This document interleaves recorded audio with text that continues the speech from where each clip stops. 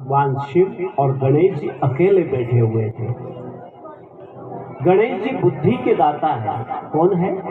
बुद्धि के दाता। इसलिए जन्म पत्रिका जब बनाते ना, सबसे पहले गणेशाय नमः लिखते हैं, ताकि उस बालक बालिका की बुद्धि तीव्र हो, क्योंकि सब कुछ बुद्धि है।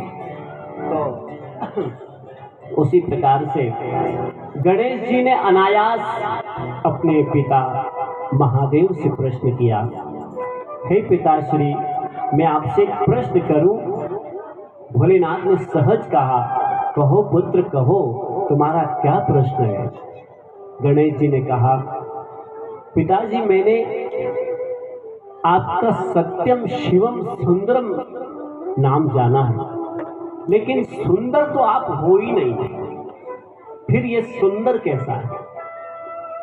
सत्य तो आप है, लेकिन सुंदर तो मुझे आप दिखते नहीं हैं।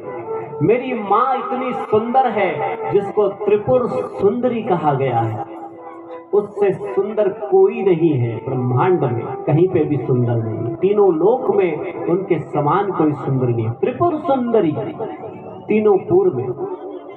और आपकी हालत तो ऐसी लगती है जैसे भूत प्रेत हो, कोई श्रृंगार नहीं, मृग का छाल ओढ़े हैं, बागंबर हैं, और सर्पों की माला है, और मुंड माला है, और भस्म रमाते हैं आप, और जटा जूट बंधा हुआ है।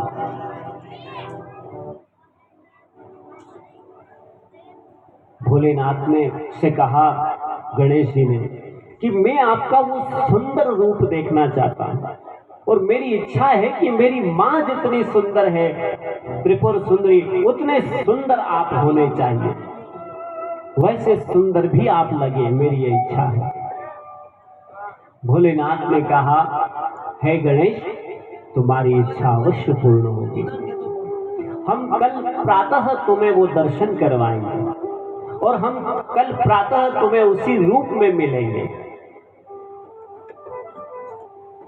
प्रातः काल हुआ, गणेश जी स्नान ध्यान करके हिमालय पे पधार गए, और भगवान प्रातः स्नान करके जब हिमालय की ओर भोलेनाथ आ रहे थे, तो गणेश जी ने देखा दूर से, ऐसा लगा मानो 100 सूरज एक साथ, यानी सहस्त्र सूरज एक साथ आ रहे हैं। सहस्त्र यानी 1000 सूर्य साथ में चल के आ रहे हैं। गणेश जी की आंखें बड़ी मुश्किल से वो देख पा रही थी, वो आभा मंडल, वो छटा, वो कांति। फिर भी गणेश जी ने अपनी आंखें धीरे धीरे खोलते खोलते देखा, तो उसमें भगवान शिव का स्वरूप जो देखा, वो ऐसा लगा कि हजारों कामदेव से भी सुंदर और नारायण से भी कई गुना ऐसा उन्होंने देखा। गणेश जी आश्चर्यचकित में हो गए। जहां नेत्र की पलकें थी, जहां हाथ की उंगलियां, जहां पैर था, जहां श्वास चल रही थी, वो वहीं रुक गई उस स्वरूप को देख के। भोलेनाथ ने देखा कि गणेश की आंखें देख नहीं पा रही, तो भोलेनाथ ने कुछ वो कम किया प्रकाश, और गणेश जी के पास भोलेनाथ पहुंच गए। गणेश जी ने साक्षात भोलेनाथ को दंडवत किया कि प्रभु मुझे क्षमा कर दीजिए, पिताजी मुझे क्षमा कर दीजिए। भोलेनाथ ने गणेश को उठा के अपने हृदय से लगा लिया। बोले, गणेश पुत्र, तुमने तो मेरे इस सुंदर रूप के लिए मुझे कहा था कि मैं भी ऐसा देखूं। गणेश जी के नेत्र सजल हो गए, नेत्रों में प्रेम अश्रु आने लगे, और गणेश जी ने कहा, हे पिताश्री, मैं नहीं चाहता हूं कि मेरी मां से भी सुंदर मेरे पिता दिखे या कोई और हो, इसलिए मैं नहीं चाहता हूं कि ये स्वरूप में दोबारा देखूं। भगवान पुनः उसी स्वरूप में आ गए। इसलिए भगवान का नाम सत्यम शिवम सुंदरम।